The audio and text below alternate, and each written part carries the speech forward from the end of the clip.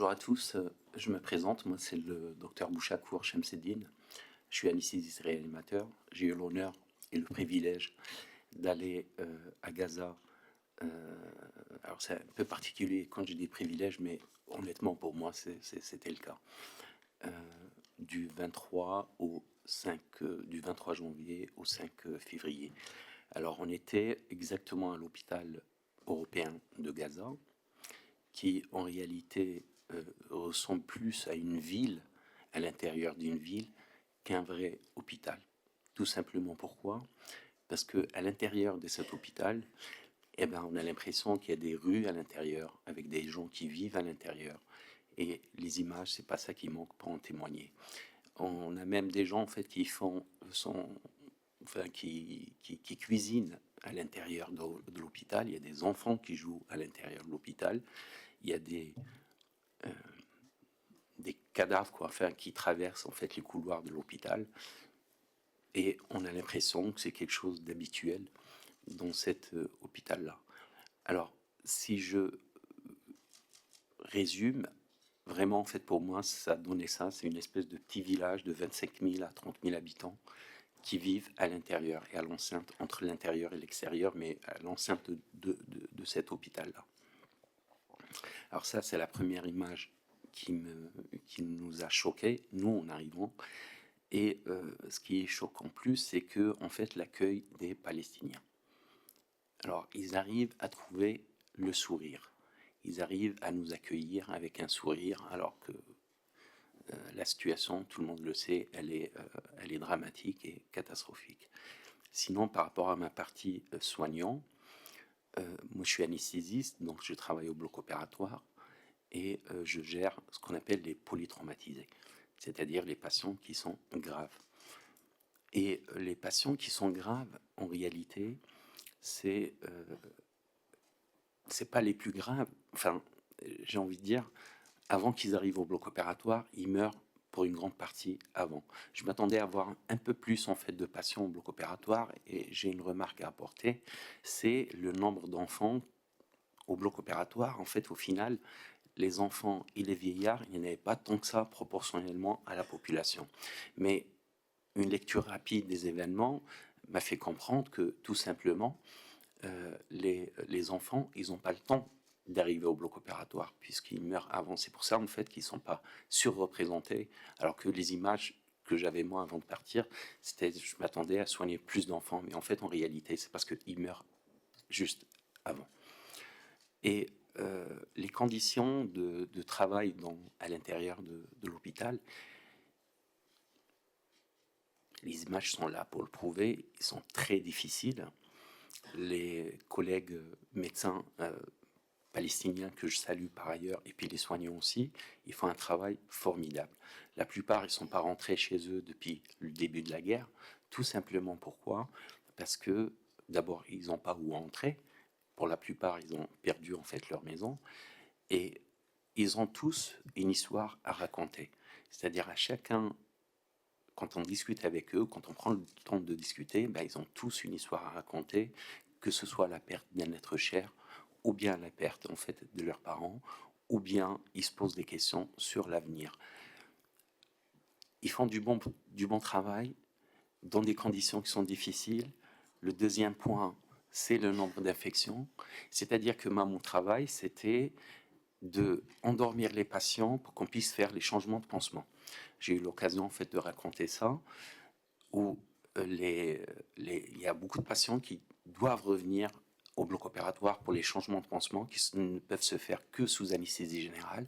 Donc on est obligé de les endormir parce que c'est des pansements en fait qui sont très très douloureux.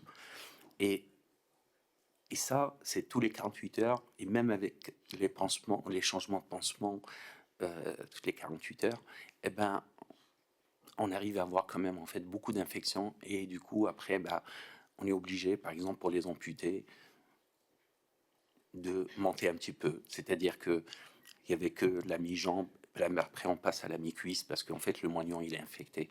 Et ça c'est un vrai problème, l'infection qui existe là-bas, et parce qu'on a affaire à des patients qui sont dénutris, on a affaire à des conditions d'asepsie ou de propreté qui sont un petit peu limite, mais vu le contexte, avec 30 000 personnes qui vivent à l'intérieur, c'est tout à fait normal. Et puis, parallèlement à ça, il y a d'autres patients qui arrivent. Donc, il faut les absorber. C'est-à-dire les patients qui viennent suite à des bombardements, suite à des blessures. Et là, je rajoute autre chose par rapport à ces blessures. C'est quand même impressionnant le nombre de blessures qui concernent l'abdomen, le thorax et souvent la tête. Voilà. Donc ça, il y en a beaucoup. À côté de ça, les gens, ils font ce qu'ils peuvent. Il manque du matériel médical à l'intérieur de l'hôpital. On est obligé, en fait, à chaque fois de travailler avec un système D. Et pour ça, enfin, franchement, ils m'ont impressionné, les collègues palestiniens, puisqu'en fait, ils ont toujours une solution à apporter, bien que la solution ne correspond pas tout à fait aux standards qu'on connaît ici en Europe ou bien aux États-Unis ou ailleurs. Mais ça n'empêche qu'on est obligé de faire avec. Voilà ce que j'ai à dire. Je ne sais pas si je dois passer la parole à mes collègues ou je continue, c'est parce qu'il y a beaucoup de choses à dire. Alors, je ferme la parenthèse en fait du bloc opératoire. Je parle du service de réanimation de l'hôpital européen. Alors, c'est une catastrophe. Le taux de mortalité, il est phénoménal. C'est-à-dire que tous les patients, en fait, en réalité, les blessés, ils s'en sortent pas pour la plupart. Ils meurent, ce qu'on appelle AJ2, deuxième jour, troisième jour ou une semaine après. C'est-à-dire que on les soigne, mais malgré tout, il y en a qui s'en sortent, et tant mieux. Mais pour la plupart, ils meurent en réanimation. Voilà. Sans compter, en fait, parce que le système de santé, il n'est pas fait uniquement pour absorber ces patients de guerre, mais il y a aussi les autres patients, ils ont le droit de se dégrader. Je pense aux patients diabétiques, je pense aux patients en fait hypertendus, cardiaques et insuffisants rénaux. Alors pour la petite information, c'est que tous ces patients-là, ils n'ont pas de traitement actuellement pour leur maladie chronique parce qu'il y a pas, il y a cet embargo. En tout cas, là actuellement, ils prennent plus de traitement et ça rajoute au drame autre chose, c'est que les patients, ils meurent pas par bombardement, mais en réalité, en fait, ils meurent par manque de traitement. Et ça, il y en a beaucoup. Il y a autre chose aussi, en fait, qui est choquante dans ce que nous avons pu vivre. On a eu la chance, honnêtement, moi, personnellement, c'est comme ça que je vois les choses, c'est les enfants.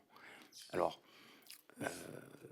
au-delà des blessures, des bombardements et tout ça, il y a les nouveau-nés qui meurent, et on a été témoin en fait de ça, qui meurent par hypothermie.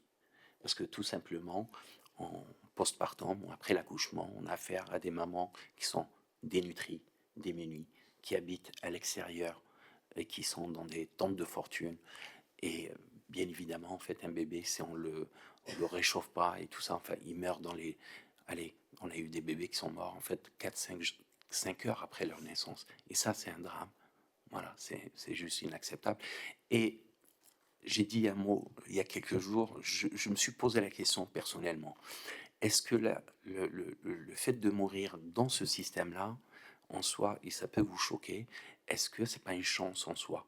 Parce qu'en réalité, ceux qui ne meurent pas, ceux qui ne meurent pas, et chez qui on fait des pansements régulièrement, ils finissent par mourir, mais dans la souffrance. Voilà. Et donc, on peut se poser la question, des fois, en fait, je me dis, est-ce qu'ils n'ont pas eu de la chance, en fait, finalement, que ça se termine, et puis voilà, quoi. Voilà. Je suis désolé, en fait, de le dire de la sorte, mais ça, c'est la réalité de ce que moi, j'ai pu constater sur le terrain. Voilà, je vous remercie.